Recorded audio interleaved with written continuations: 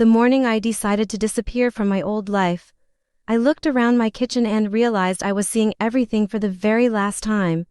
because the walls that had witnessed years of silent heartbreak would never hold another family breakfast with me again. My heart felt strangely calm despite the storm inside me, since I had already cried every tear possible during the previous year, and all that remained was the quiet determination to protect my children from people who believed they deserved to be erased. My name is Natalie Carter, and for almost 13 years I believed my husband, Ethan Brooks, would always stand beside me no matter how difficult life became. But somewhere along the way the loving man I married slowly disappeared behind expensive suits,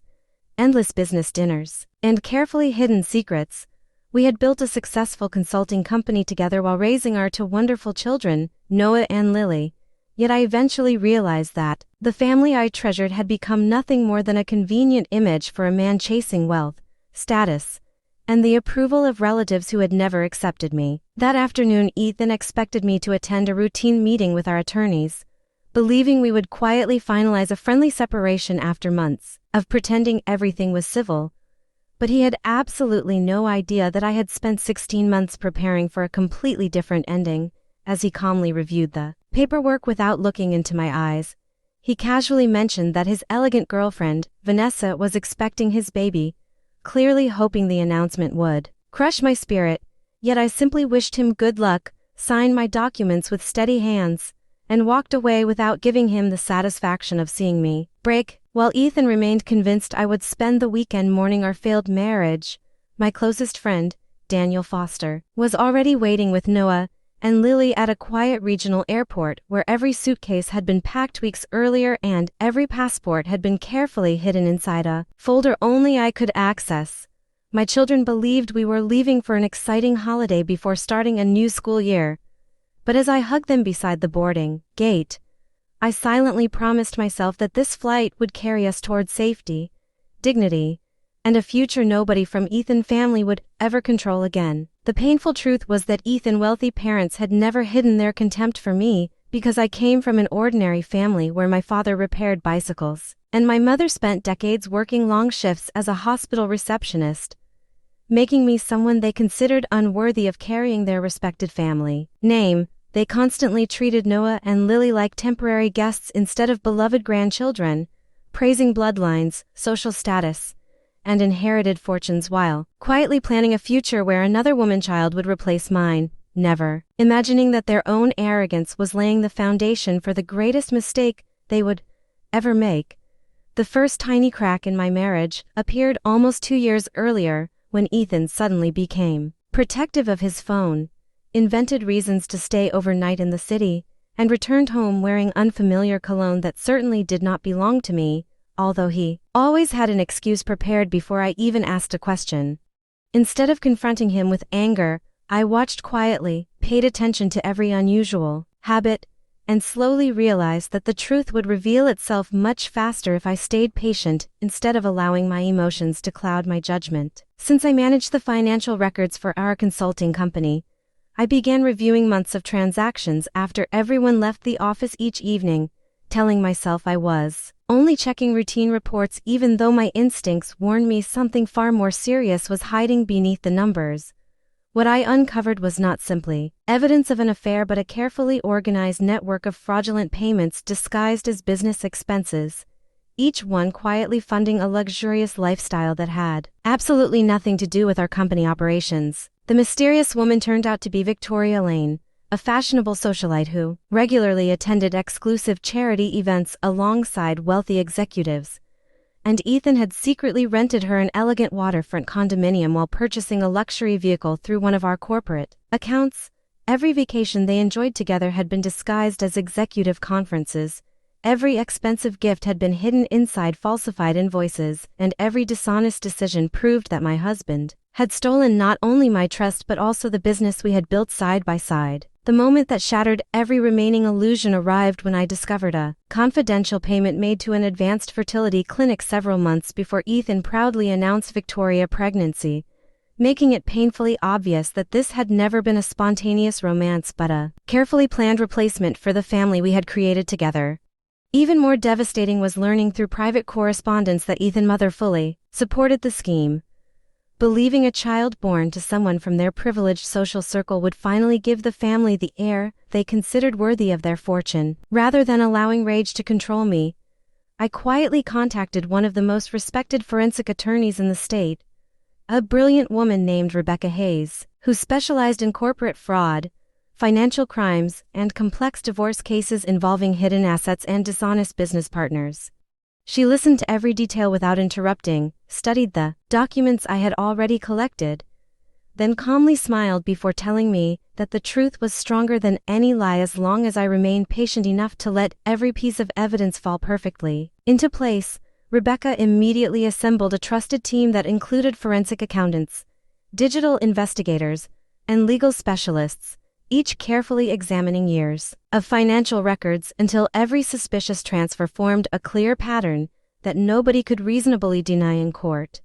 Month after month we quietly collected bank statements, deleted emails recovered from backup servers, altered invoices, and hidden contracts, creating a mountain of evidence while Ethan continued believing his deception was too clever for anyone to uncover. As our investigation grew stronger, Rebecca introduced me to senior financial crimes investigator Marcus Sullivan, a federal specialist whose calm confidence instantly reassured me that justice was finally moving in the right direction after so many sleepless nights. He reviewed every document with extraordinary attention,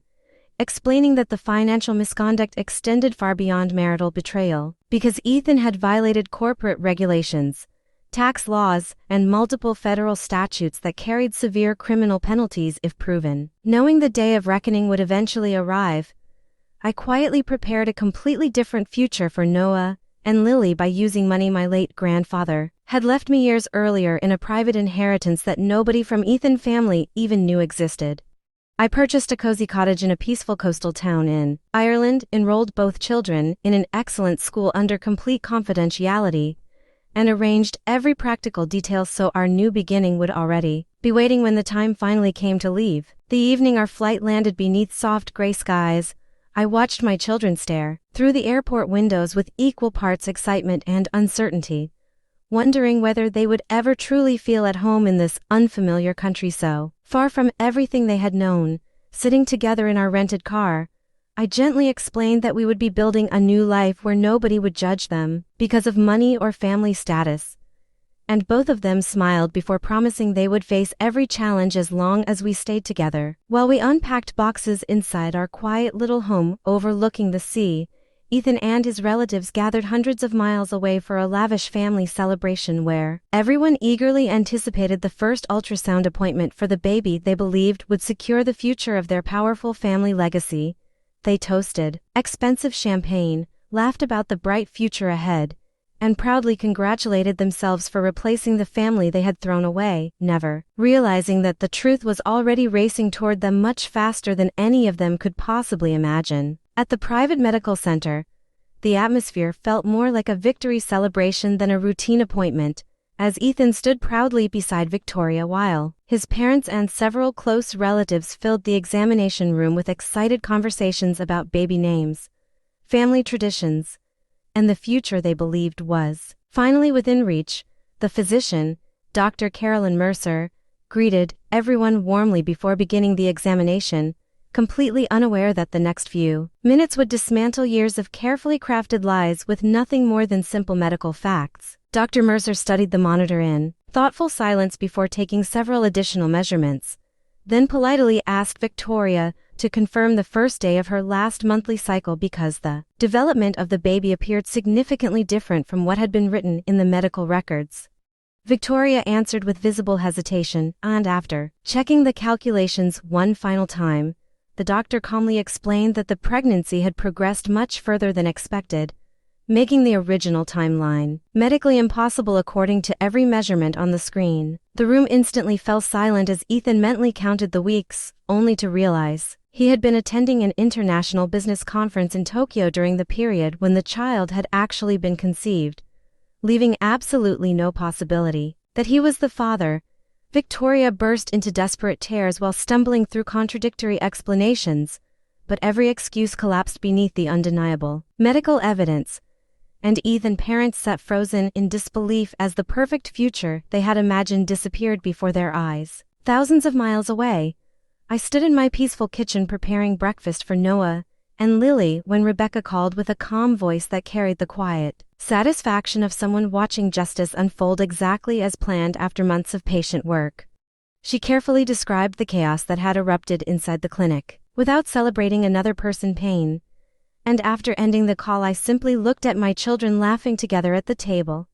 realizing that protecting their future had always been far more important than witnessing anyone else's downfall. Only a few days later, the second wave of consequences arrived when federal investigators entered Ethan's corporate headquarters with court-authorized warrants, accompanied by forensic accountants carrying sealed evidence boxes and digital specialists ready to preserve every electronic record before anything could disappear.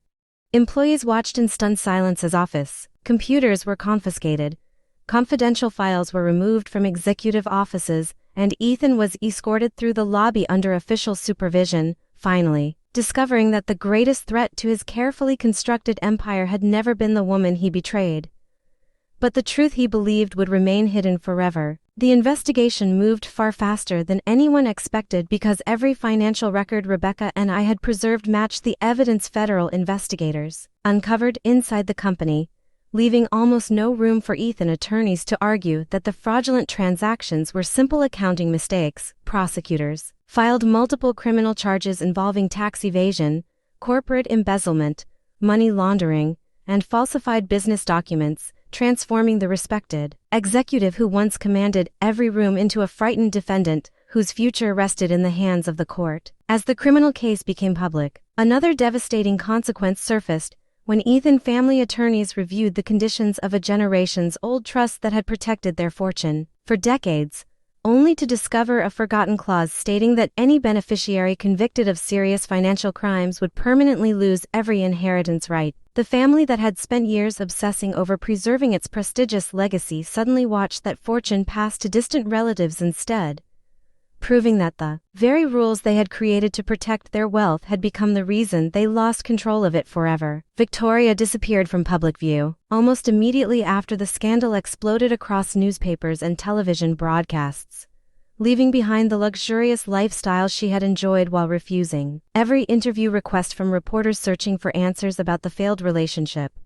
Ethan's parents desperately tried repairing their damaged reputation by donating to charities and attending public events, but people remembered their arrogance far more clearly than their carefully staged acts of generosity, and every attempt to restore their image only reminded everyone of the humiliation they had brought upon themselves. Several months later, my phone rang unexpectedly while I was organizing files at my new office, and the caller identification displayed Ethan's mother name for the first time since we had left the country, reminding me that some doors should remain permanently closed no matter how sincere an apology may sound. I allowed the call to end unanswered before another message arrived from Ethan himself asking to speak with Noah and Lily. Yet after quietly thinking about everything they had endured, I replied with kindness that the children were safe, healthy, and thriving, but our lives would continue moving forward without reopening the wounds of the past. 3 years have now passed since we walked away from everything that once seemed impossible to leave behind. And every rainy evening beside the fireplace reminds me that real success is measured by peace, honesty, and the laughter of the people you love instead of wealth, social status, or famous family names. Noah is passionately designing buildings that he hopes to create one day. Lily is excelling in school with dreams bigger than fear ever allowed. And I keep one carefully organized folder tucked inside my desk as a quiet reminder that courage, patience, and unwavering love can build a future that no betrayal will ever destroy. So please subscribe to our channel and share this video with your friends and family. We create entertaining and inspiring stories for our viewers, and your support helps us continue making great content for you.